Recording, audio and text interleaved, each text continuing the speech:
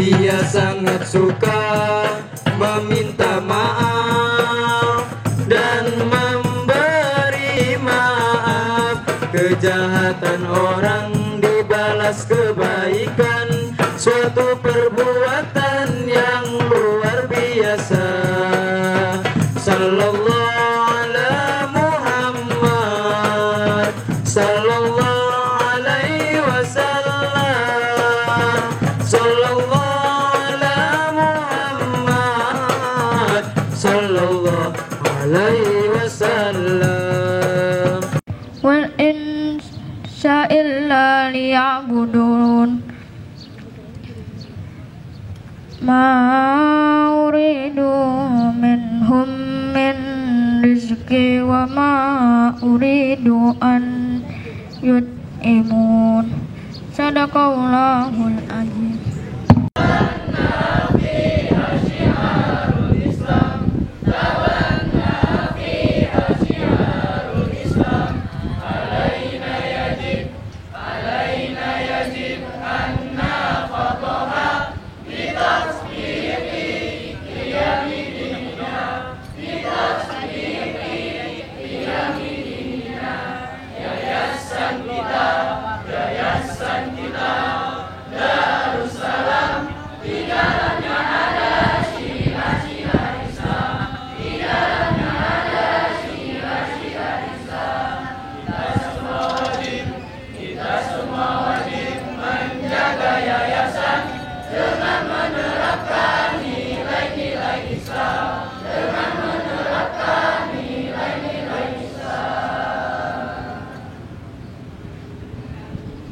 Maha besarnya Allah dan maha kuasanya Allah yang telah menciptakan sesuatu yang sesuatu ini bisa mengalahkan kerajaan-kerajaan yang begitu megah, yang bisa mengalahkan orang-orang hebat, orang-orang kuat, yang bisa menjawab pertanyaan-pertanyaan kita yang dibilang sulit sekalipun.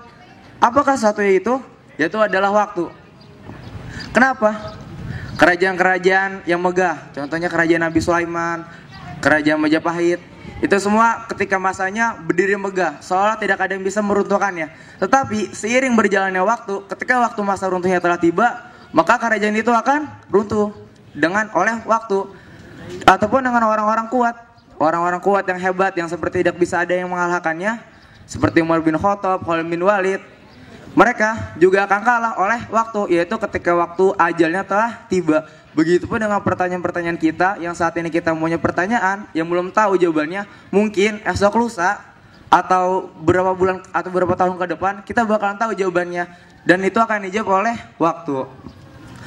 Salawat serta salam semoga Allah senantiasa melimpah curahkan kepada suri tauladan kita, yakni Habibina wa Syafiina wa Maulana Muhammad sallallahu alaihi wasallam. Hadir di sini pasti pernah memiliki yang namanya rasa bahagia, yang memiliki rasa sakit, yang pernah memiliki rasa gundah, yang pernah ngedon gitu, yang pernah mengalami bahwa dirinya itu soal tidak berguna lagi di dunia ini, bisa jadi bunuh diri.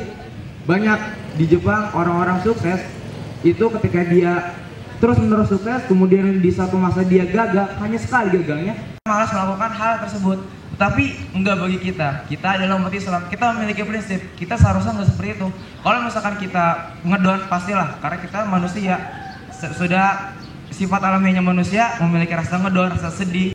Jadi diriwayatkan oleh Ikrimah, pada saat itu ada dua orang Yahudi datang ke sekelompok orang muslimin, kemudian dia mengatakan seperti ini kepada kaum muslimin, sesungguhnya agama yang kalian serukan itu tidak ada apa-apanya dibandingkan agama kami, kata kaum Yahudi. Kemudian Allah turunkan surat Al-Imran 110 ini, bahwa kamu umat Islam adalah umat yang terbaik yang dilahirkan untuk manusia.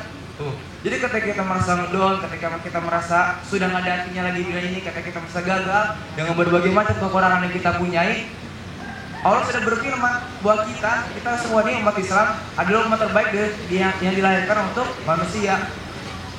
Masalahnya yang sudah memberikan kita bahwa baik adalah kita Al-Quran ditunjukkan kepada kita. Terus Rasulullah adalah Nabi yang terbaik.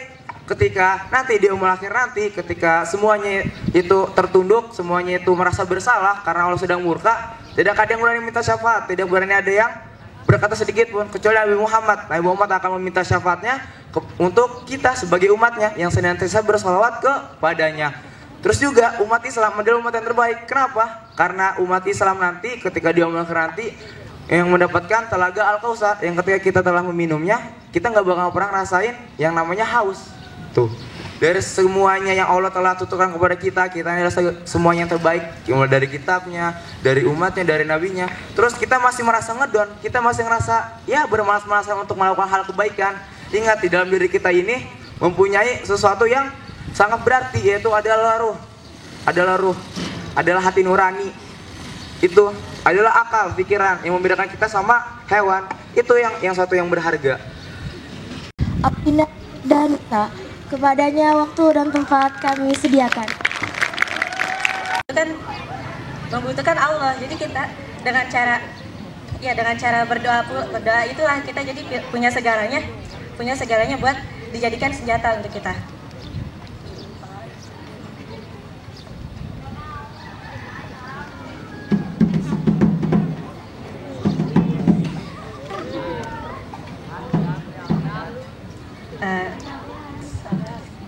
Allah itu justru sedih kalau misalnya kita nggak meminta kepadanya.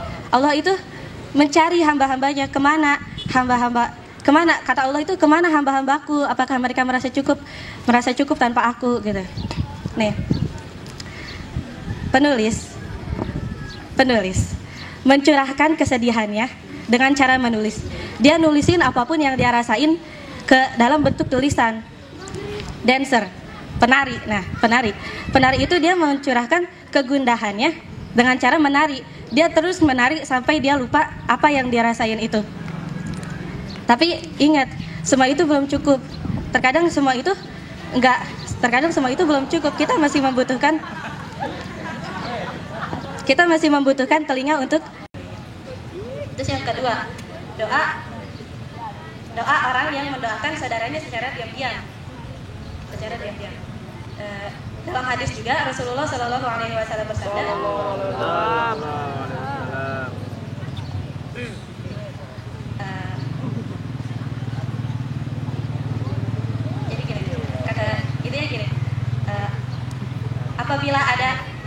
apabila ada seseorang mendoakan saudaranya tanpa diketahui oleh saudaranya itu, maka malaikat akan berkata, amin, dan semoga engkau akan mendapatkannya.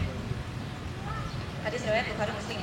Nah, jadi kalau misalnya kita mendoakan saudaranya secara diam-diam tanpa diketahui sama orang itu, insya Allah doa itu bakal terkabul. Doa itu tipis jaraknya sama Allah, jadi bakal cepat dikabulin.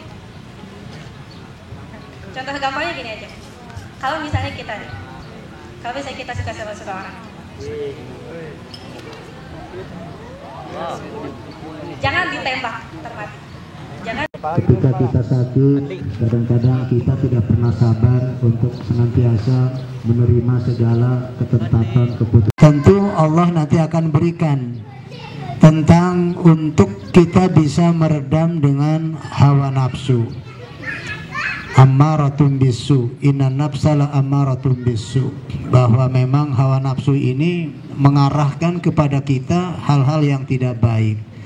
Di dalam puasa ini insya Allah nanti akan ada pengaruh jiwa kita, pikiran kita ya, termasuk kecenderungan hidup kita, insya Allah akan banyak perubahan.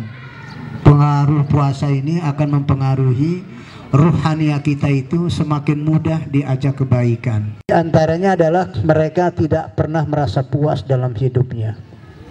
Anak-anak Bapak yakin walaupun kalian di sini bermacam-macam ragam kehidupan orang tua kalian di rumah, tetapi dengan kita kebersamaan yang ada di pondok pesantren ini, dengan kita sama-sama melaksanakan ibadah kepada Allah ini, terutama masalah puasa ini, maka sifat-sifat pengaruh-pengaruh yang akan memberikan dan memunculkan sifat-sifat yang negatif yang tidak baik itu insya Allah tidak akan muncul dan berada di dalam jiwa kalian. Adanya dengan membaca basmalah wala tusrifu, jangan berlebihan. Kemudian jangan sampai kita makan dan minum itu menjadikan belajar kita semakin tidak semangat. Makan dan minum di pondok pesantren itu adalah untuk menggerakkan tubuh kita, untuk mencerdaskan otak pikiran kita, karena darah-darah kita sudah mulai bangkit, karena awalnya lapar, sekarang kita minum, makan, akhirnya semangat lagi.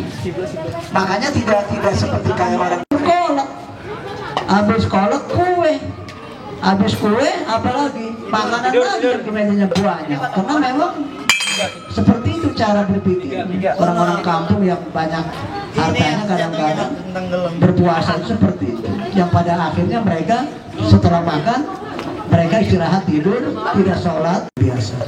Makanya anak bapak bersyukur kalian hari ini kita sudah